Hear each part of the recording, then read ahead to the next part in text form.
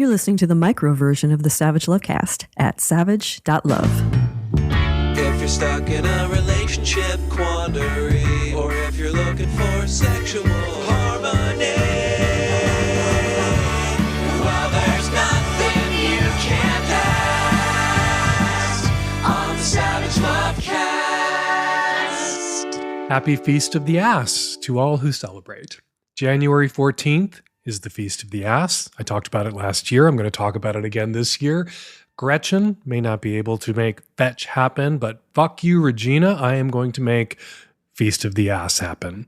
Feast of the Ass was a medieval feast day, fell on January 14th, falls on January 14th this year. It was a Catholic holiday celebrating the Holy Family's flight into Egypt. King Herod, king of the Jews at the time, according to a story in the Gospel of Matthew, ordered that all male children under the age of 2 in Bethlehem be murdered.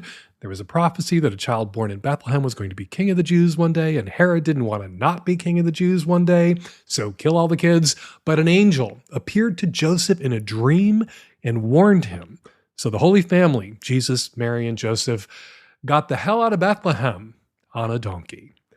And no, to answer the obvious next question, Mary and Joseph did not warn any of the other new parents in Bethlehem about what Herod was planning to do, and all their babies were murdered. Because God works in mysterious ways, and God won't be taking any more questions at this time.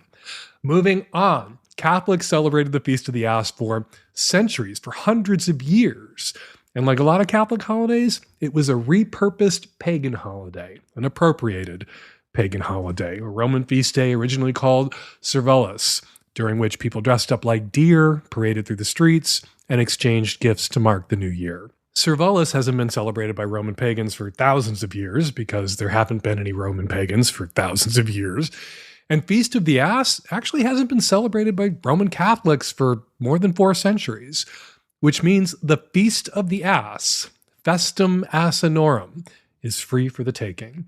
And even if it wasn't, if the Catholics could steal Servelus from the pagans, we can steal Feast of the Ass, January 14th again, from the Catholics who aren't using it anymore, and we can make it about eating ass, actual ass, your lover's ass, not donkey meat, which is, I just Googled it, low in fat, low in cholesterol, lots of iron, tastes like beef. And while there are still lots of Catholics around who might object to us adding Feast of the Ass to the calendar alongside International Masturbation Day, May 28th, Steak and Blowjob Day, March 24th, National Coming Out Day, October 11th, National Sex Toy Day, November 4th, there is one less Catholic around to object to us stealing the Feast of the Ass from the Catholic calendar. Joseph Ratzinger, Pope Benedict XVI, the first Catholic pope to step down since 1415, so long ago that Catholics were still celebrating the Feast of the Ass the last time a pope did that. Pope Benedict XVI died on New Year's Eve. You may have heard. It made the news. We had 2 popes for a while there. Now we're going to have to scrape by with just one. You're not supposed to speak ill of the dead. But is Pope Benedict dead? Or has Pope Benedict passed on to eternal life? He would prefer us to think the latter. So I'm going to give Pope Benedict the benefit of the doubt, grave doubts, and assume he's passed on to eternal life, which means he's not dead, which means I can speak ill of him. Fuck that guy. Benedict, Joseph, covered up for child rapists, made nice with Holocaust deniers and Nazi sympathizers, called Islam evil and inhuman before he became Pope after John Paul II passed on to eternal life, so also not dead, fuck him too. Benedict, before he became Pope, was a German archbishop, a prince of the church, who lied to authorities investigating how the church had handled cases of child rape by priests. Benedict covered up for the church, protected child rapists, and then turned around as Pope and blamed priests raping kids on the pill, on women's lib, on the sexual revolution, on the gay rights movement. Benedict didn't do anything to stop priests raping kids. He didn't give a shit about priests raping kids until he was Pope, and he had to pretend to give a shit. But one man, a consenting adult, having sex with another man, also a consenting adult, a lifelong obsession of Pope Benedict's. Priest raping kids, not going to do anything about that. One guy giving another guy a blowjob, Pope Benedict would burst through the wall like the Kool-Aid Man. We were always told that Benedict was smart. He was the brains behind John Paul II's church. It was right there at the top of his obit in the New York Times. Benedict was a quiet scholar of diamond-hard intellect who spent much of his life enforcing church doctrine and defending tradition. And yet, Benedict somehow managed to say the dumbest fucking thing a person can possibly say about gay marriage, which he was trying to stop at the time, because of course he was. Now, a lot of dumb things were said about gay marriage. Like, a lot of religious conservatives ran around arguing that gay people shouldn't be allowed to marry because marriage is about children, monogamy, and religion. Meanwhile, straight people were free to marry without having children, without being monogamous, and without having to be married in a church. Unsurprisingly, you can't get married because marriage is defined by 3 things we don't have to do ourselves wasn't a winning argument. But what Benedict said, and in fairness to Benedict, not the first person to say it, not the last person to say it, but the smartest person who said it might have been Joseph Ratzinger, also known as Pope Benedict XVI. And what he said was gay marriage was, quoting here, a threat to humanity itself. Because if we allow gay people to marry, everyone will get gay married. And then the human race will go extinct. Because once we're all gay married, we're all going to somehow forget which hole babies come from. In a world where we can get same-day delivery of literally a case of turkey basters from Amazon Prime, I just checked, we will forget how to, I guess, Google human reproduction on the very same internet where we can get all those turkey basters. Benedict was, like a lot of people during the marriage equality debate, telling on himself. Everyone who argues that gay people have to be persecuted and discriminated against, or everyone will turn gay, is telling us, well, first, that they're assholes who think gay people should be persecuted, and second, that they're deeply closeted, deeply conflicted asshole closet cases. Men who really, really want to join us in celebrating the Feast of the Ass, but can't let themselves join us in celebrating the Feast of the Ass, and don't think it's fair that anyone else gets to celebrate the Feast of the Ass. A closet case. Benedict. Buried, I shit you not, in a pair of ruby red slippers. Speaking of the New York Times, props to the photo editor who selected the picture of Benedict at the top of his obit. His hands are outstretched, his palms are facing down, the photo was taken from just below him, and light is coming down from above, which passes through his thin and bony hands, which look red. Makes him look like he had blood on his hands, which he did, and still does, if indeed he passed on to eternal life. All right, coming right up on today's show on the Micro Savage Lovecast, tons of your Qs, lots of my As, and on the Magnum Lovecast, Dr. Barack returns. We talk about IUDs, whether athletes' foot can be passed from foot to vagina and back again, and why doctors going through their medical residencies are too tired to fuck. And in this week's Savage Love, who gives better sex advice, me or an artificial intelligence chatbot? You'll want to go read this week's Savage Love to find out. This episode of the Savage Lovecast is brought to you by Foria. Foria crafts 100% all-natural sexual wellness products so you can experience deeper intimacy and transcendent moments of sexual pleasure solo or with your partner or partners. Get 20% off your first order by visiting foriawellness.com/savage. That's FORIA wellness.com/savage. This episode is brought to you by Helix Sleep, the best mattress for your individualized comfort. Right now, my listeners get up to $200 off all mattress orders at helixsleep.com/savage. Hi, Dan and crew. 30-year-old cis woman with a crisis of sexual orientation. Really hoping someone can shed some light on this for me because I feel like I don't know myself. I had always thought of myself as bi, possibly hetero-romantic, recently proven wrong about that.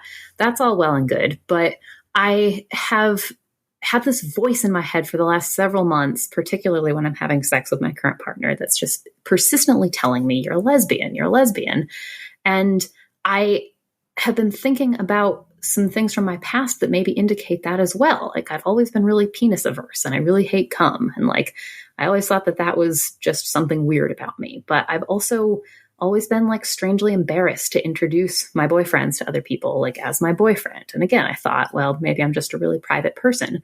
But recently, I've really been thinking maybe I'm a lesbian, and it's kind of freaking me out because at 30 years old, I really thought I knew myself pretty well in this regard. And I swear I really thought I was in love with my last boyfriend. So maybe all this is I'm dating a trans femme genderqueer individual, and maybe I'm just for the first time really getting in touch with the part of me that loves women. And maybe I'm just overly zealous about that. But it really feels like my body and my mind are trying to tell me that I am just a lesbian. And it's really weird feeling like I don't know myself. So some help would be lovely.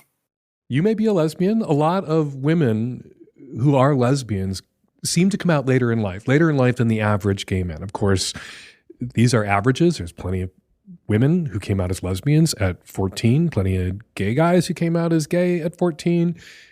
But that later in life coming out thing is more common among women than it is among dudes. There are plenty of guys who come out in their 30s and 40s as gay. They usually knew themselves to be gay most of their lives and just figured they couldn't come out. And so they wound up in heterosexual relationships, or they were alone and they reached a point where that was untenable, and they had to begin to not tell themselves the truth, but tell others a truth that they had long known about themselves. I have known a lot of women over the course of my long life who came out as lesbians in their 40s, in their 50s, in their 60s, often after being in long-term opposite sex relationships, marriages, some having children.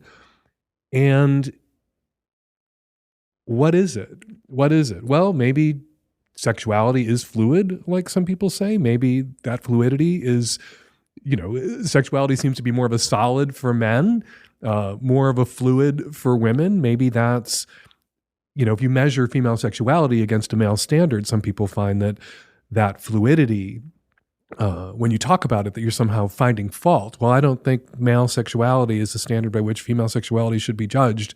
And maybe that fluidity, long observed, is a superpower and not a fault or a flaw.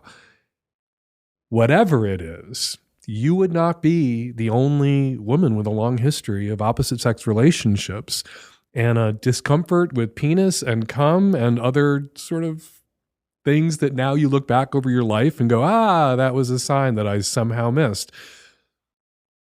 And again, maybe it's fluidity. Maybe it's the way women are socialized to defer to men, to prioritize men, that sometimes it can take years and years and years for a woman to discover what her own desires are. I think it's related that women often come into their kinks later in life, whereas boys who are kinky are jacking off about their kinks at 15.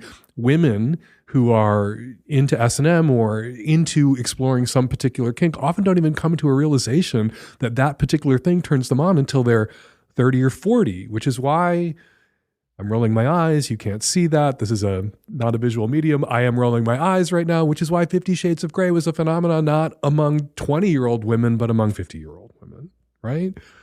I think those things may be related, and it's about women eventually digging out from underneath everything family, church, culture, society heaped up on them about what they're allowed to desire or supposed to desire. And if you were going through the motions in relationships with men who had penises that you weren't that into, whose cum you thought was icky, who you were embarrassed to introduce with people, yeah, maybe that whole time you were a lesbian all along, and you couldn't see it because you'd been blinded to it by a society that didn't want you to see it, that didn't want you, not particularly as a lesbian, but as a woman, to feel like you had agency, to feel like not you had a choice, because I don't think sexuality is a choice, but you had a right to express your authentic sexuality. And sometimes to get to your authentic sexuality, it's easy. I say to 15-year-old boys, no, I don't talk to 15-year-old boys about when they're jacking off, but I have said to young men who have said to me, I'm not sure if I'm gay, what do you jack off about? And they always get a look on their face because they know what they jack off about and they know what it means. You can't say that same thing to young women with the same effect because so many young women don't masturbate. And so, yeah, it can take a woman longer to realize what it is that she wants and also who it is that she is. And if that's what's happening for you, you have a lot of company out there in lesbian land. And finally, you say you're dating right now a trans femme, genderqueer individual. I'm assuming a trans femme individual is someone who's assigned male at birth, and that's what they're trans femming away from, which means you're still in penis territory potentially. If you really want to put what you think may be true about your sexuality to the acid test, that you are a lesbian who's not into dick, who finds penis kind of gross and finds semen icky, you might want to get out there and eat a pussy and see how that goes. Hi, Savage Love Live. I have lived a life of being very sexually open, kinky, adventurous, but within the past 10 years, I met someone and fell in love, and he has a lot of anxiety and Catholic shame and guilt around sex. So for a long time, we haven't had any foreplay, no real erotic touching or connecting. I would get myself aroused for sex, but now that we're in therapy, we're both working on it, and he's ready to start giving me pleasure. The problem is that I have a block now because there's this negative feeling around how badly it made him feel when I would give him directions about how to touch me and what to do. And so I don't know what feels good anymore. So I'm wondering if you have any advice about what I can do to both figure out for myself what might feel good and how to instruct him in a way that's gentle and respects the work that he's doing on his anxiety around sex. I'm going to assume that when you say you met this guy within the last 10 years, it doesn't mean a week ago, which was within the last 10 years, that it means about 10 years ago you met this guy.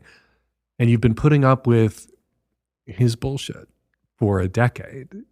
You've been putting up with a guy who doesn't think foreplay is a part of sex, an important part of sex, doesn't think arousing his partner is his job as a partner, expected you just to let him push his dick into you without any buildup, without a chance for you to become aroused and wet. I feel for him. I was raised Catholic. I was raised in a very religious home. There was a certain amount, a lot of residual sort of pre-Vatican II-ish amount of sexual shame that sloshed around in my house. I got myself into good enough working order before I started having relationships with other people that you have spent a decade with this guy, and only now is he getting the help that he needs to be the partner that you deserved all along. I don't know whether to show up at your front door and pin a medal to you or show up at your front door and grab you by the shoulders and try to shake some sense into you. You spent too long with this guy, putting up with this guy.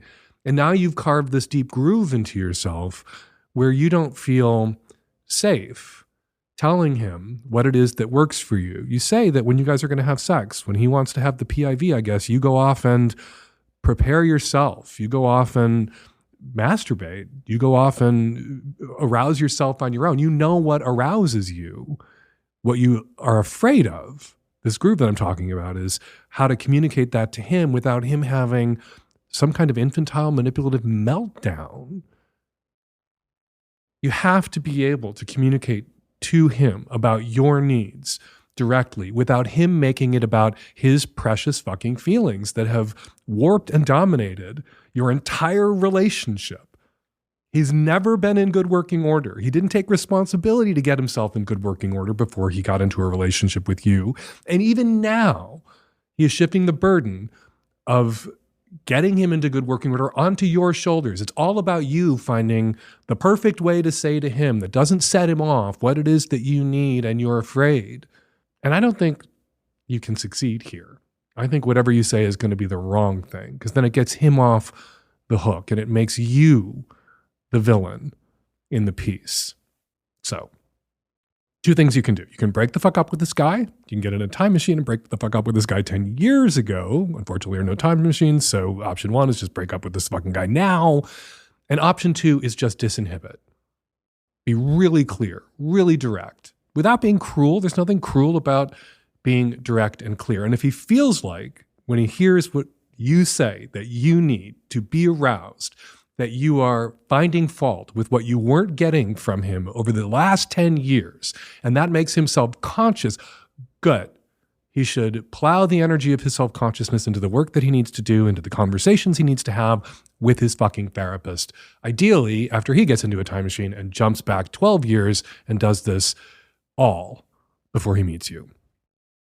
Looking for the perfect gift for Valentine's Day? Give all the feels with Foria, makers of products for amazing sex, the kind of sex you want to have. Products including arousal oil, clean lube, bath salts, and suppositories. People are literally saying things like this about Foria's products. This is a quote. I had a 3-minute orgasm and then a 5-minute orgasm and felt like I was surfing in a perpetual wave pool of pleasure.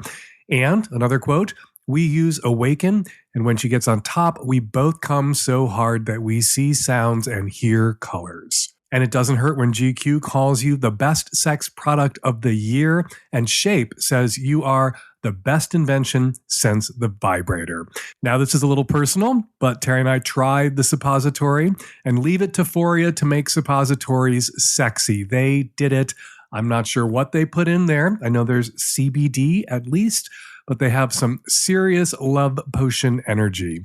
So yeah, you have my permission to try this. I fully endorse you to go ahead and treat yourself to more, deeper, fuller pleasure wherever you can find it as often as possible. And you can start with a bottle of Foria. Foria is offering a special deal for our listeners. Get 20% off your first order by visiting www.foriawellness.com/savage or use the code SAVAGE at checkout. That's FORIA wellness.com/savage for 20% off your first order. I recommend trying their Awaken Arousal Oil and Sex Oil. You'll thank me later. Hi, Dan. I'm a 55-year-old cisgender woman living in the Northeast, and my boyfriend of 6 months is a 52-year-old cross-dressing man. This is the first time I've dated a cross-dresser and the first time he's dated a woman who's known he has a cross-dressing habit. We met on a fetish website. We initially were going to just be friends, we thought, until we met, and we liked each other, and we started dating. I've now fallen in love with him. I think he's in love with me too. Things have progressed. I've even met his family. We dress up together. I have a key to his closet. We have great fun. We even wear the same size. We're compatible in so many ways, and I'm just crazy about him. It all sounds great, doesn't it? We have a problem, though, and the problem is, 1, I honestly don't know that he's attracted to me sexually. 2, he has erectile dysfunction. Now, that wouldn't be a problem, except that he hasn't done anything about it, and I'm wondering why not. I'm willing to go to the doctor with him, and he hasn't made that a priority, and he hasn't made an appointment. 2, we've only had sex about 6 times in 6 months, and by sex I mean pleasuring. And when we've had sex, it just seems to be perfunctory and very service-oriented. It's been manual. I don't feel that he desires me much. He doesn't initiate with me. I have to initiate. I'm wondering if I'm supposed to be more dominating with him, but he denies that. He denies being a sissy, so I don't really know what role I'm supposed to play here. It's very confusing for me. He says he only dates women. He says he's straight. The other thing is, when we're in bed together, he doesn't really touch me at all. I mean, when we're sleeping together. He'll hug and kiss me and hold my hand, and that's about it. I recently discovered that he is on a webcam site performing, so I am assuming he is an exhibitionist, and he's been doing this for years. I don't know if he's making money off this. Again, we're fetish friendly, so I guess it's okay, but I don't know how to bring this up, and I don't know that I should because I'd be invading his privacy. This is all very awkward for me. And I'm also fucking confused because I need a guy that desires me and wants to have sex with me, and I need to feel desired, and I need to have sex more than once a month. And how can I be in love with someone who doesn't want to have sex with me? So please help me figure this out, and please don't tell me to dump the motherfucker because I am crazy in love with him, and I think he's in love with me too. I feel like I have to kick the puppy, this guy can't meet your needs. After 6 months, if there's anything you know about this guy, is that he is incapable of meeting your perfectly reasonable need for sex, for sexual affection, to be made to feel desired. I don't doubt that you love this guy. I don't doubt that he loves you. You say you're the first woman that he's ever been with. He's 52 years old, that he cross-dresses with, that he's out to about the cross-dressing. He's probably so thrilled and excited to be with you for that reason and for other reasons, but he doesn't sound like a particularly sexual person. And all the questions that you ask aren't questions I can answer. I don't know if he's gay.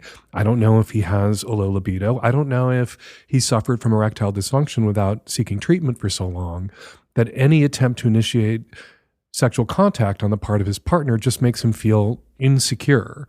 And that if he responds positively to your attempt to initiate, he just is so anxious about failing that now he heads it off at the pass as often as he can. He avoids sexual intimacy to avoid feeling like a failure. Could be that. For a lot of guys with untreated ED, it is exactly that. They would rather not have sex or avoid sex, even if it means breaking the heart of their partner, than go to a doctor or get online and get ED meds. And you've only known him for 6 months. Maybe he's tried ED meds and they didn't work. But it's only been 6 months. And so you've already made a very large emotional investment in this dude from the sounds of things, in this guy from the sounds of things. I think it would be foolish for you to expect things to change if you suddenly had the magic words. And the only leverage you have is leaving. The only way he'll understand that you not feeling desired because he doesn't desire you potentially, or you not feeling desired because he's so worried about not being able to get hard that he doesn't want you to know he desires you. The only way for him to know that those are deal breakers for you is for you to break the fucking deal already, as much as it might break your heart.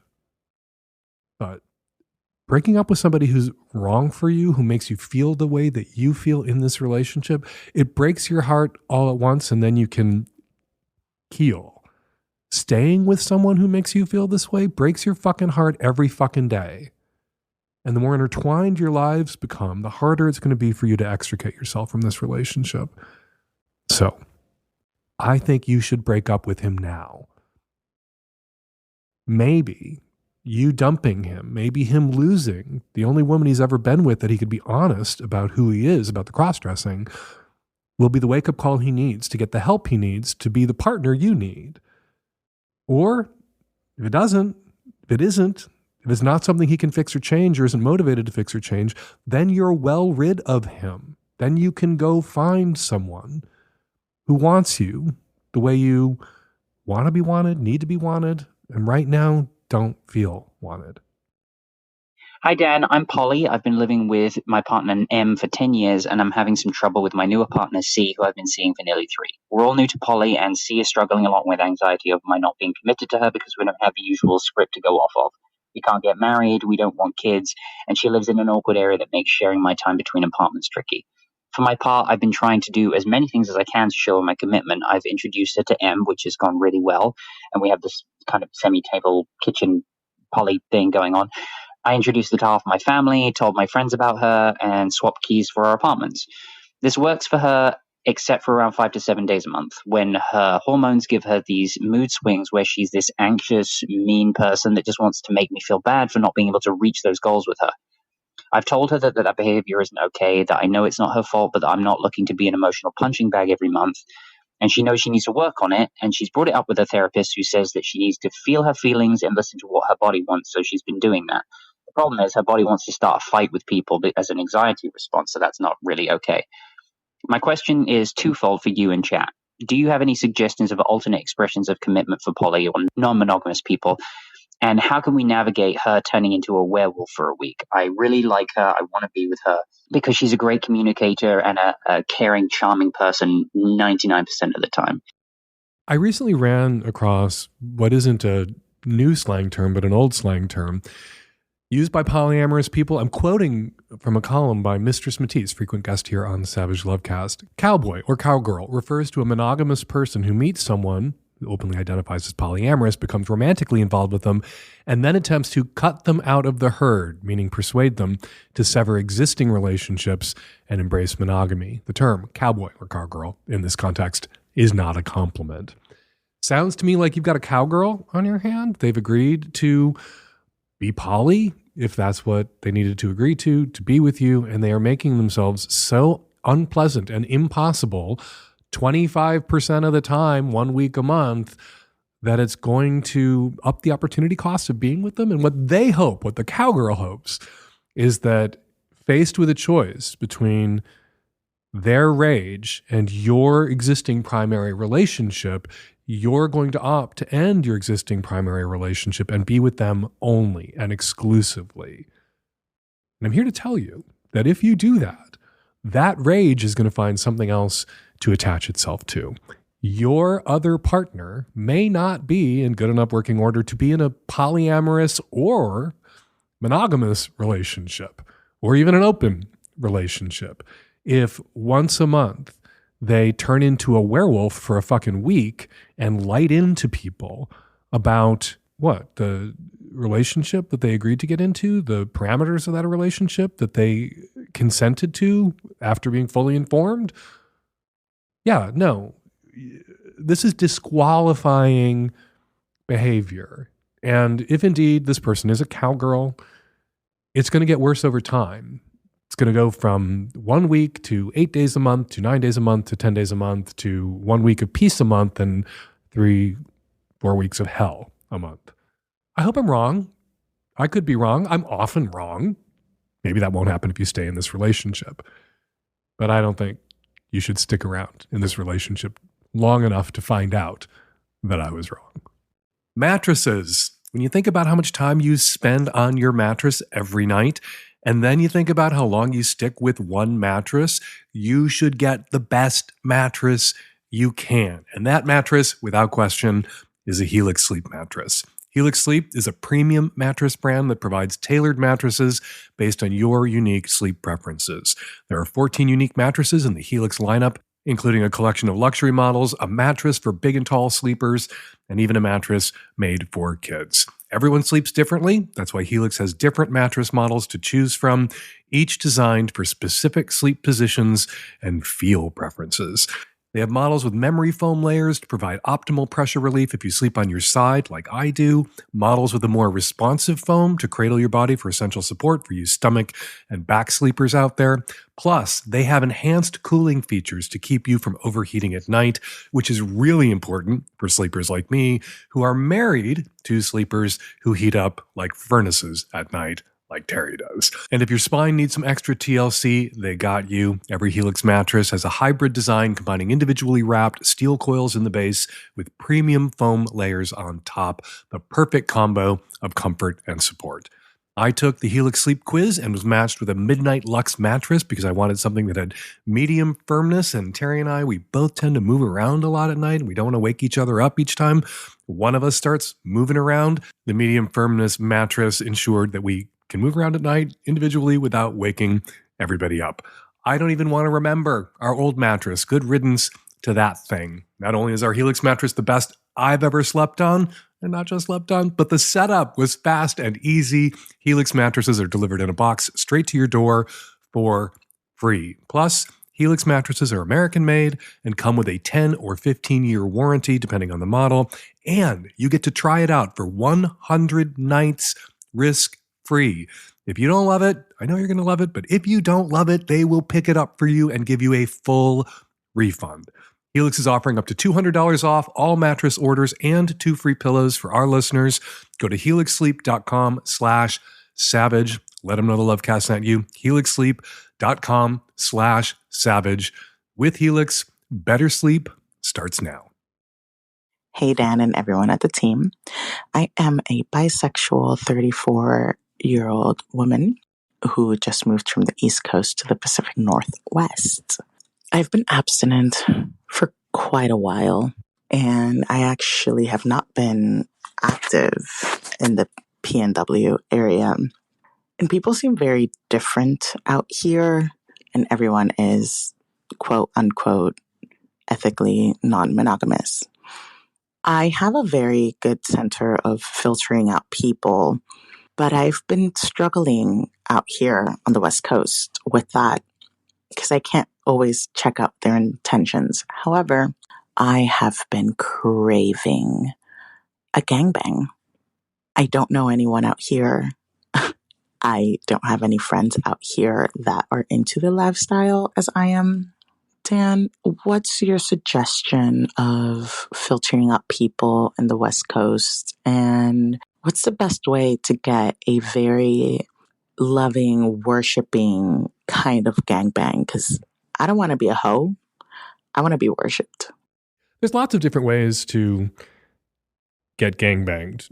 One way is to be, the slut and the cum dump who is being used and degraded, and that doesn't have to be a woman. I know dudes who fantasize about that. I know dudes who've made that fantasy come true. There's also the kind of sacred whore or goddess style gangbang where everybody there who gets to fuck you is worshiping you and you are the center of attention, and all the cum being uploaded into you instead of being dumped into you, I guess, trying to flip that, is not quite a sacrifice, but an honor. Not you're honored to get that cum, but you're being honored by the person who's giving you that cum that you want. Anyway, how do you make this happen for yourself? Well, you have to carefully vet people. You have to, how do you filter people? Well, you just have to do the work. You have to say, this is the kind of gangbang I want. These are the kinds of guys I'm looking for. This is the way I would like to be treated. You might, if you go with people you don't know well, wind up in the room with somebody who said, oh, yeah, I'll have that kind of gangbang, totally up for that, who lied because they just wanted to get to that gangbang, and you get a creepy vibe from them, or they mid-gangbang or mid-fucking you and it's their turn, start treating you in a degrading way that might work for somebody else who wanted to be, the guest of honor at the gangbang, but isn't what you wanted. There's no way to make absolutely certain that there won't be a guy like that at your gangbang who lied his way into the room. Even if you carefully vet people, that could still happen. So you got to be prepared to toss that guy, and you got to have people in the room who are empowered to toss that guy on your behalf. I know a few people, men and women, who set up successful gangbangs for themselves, or had them set up for themselves, I should say. Because the people I know who've really had a successful gangbang or two had partners, regular partners that they shared this fantasy with, who then helped them. In one case, did all the legwork for them, found all the other people, and, read them the appropriate riot act for the kind of gangbang this was going to be, with condoms, without condoms, what kind of safety, what kind of testing was required in advance, and, what kind of dirty talk was allowed or not allowed, and the vibe that they wanted to achieve, and really drilled that home before the star of the gangbang got drilled all the way home and back. There's no way to skip that work. There are people out there who've gotten onto hookup apps or Craigslist back in the day and just said, I'm going to be in this hotel room at this time, taking loads, getting gangbanged, all comers, welcome. To me, that seems dangerous and not appealing.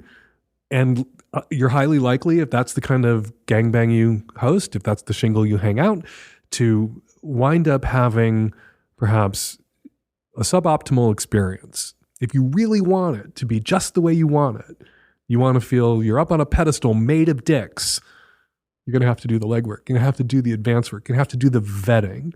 And you'll have more fun doing that. And I think you'll have better luck doing that with some co-conspirators, with a couple of people who are helping you set this up and whose judgment that you can rely on. If you're talking to somebody and you feel okay about them, it may be somebody else who sees that red flag, who picks up on insincerity or just, a bad vibe from a person that you didn't pick up on it. You want to trust those people's judgment. So, welcome to the Pacific Northwest. Gangbangs do happen here.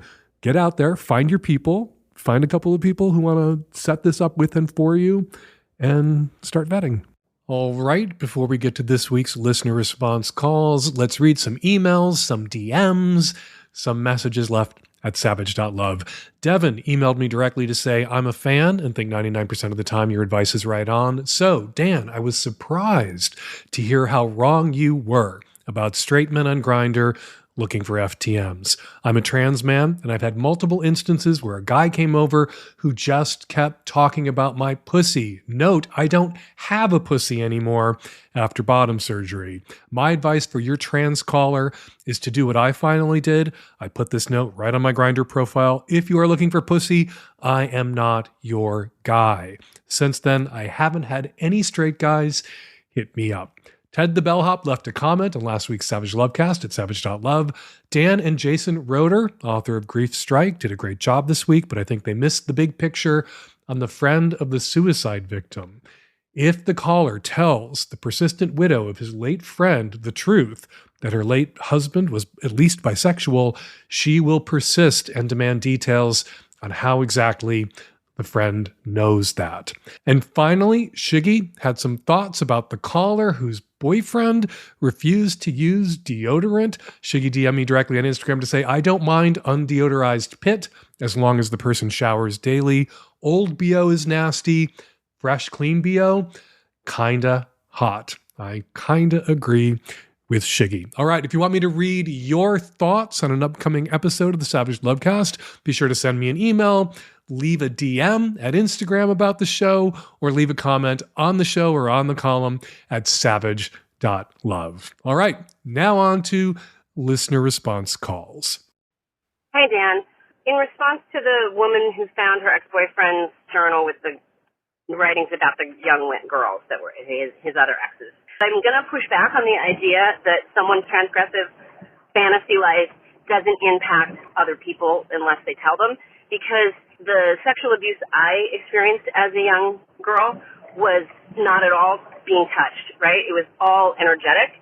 It was felt. It was the way that my father looked at me.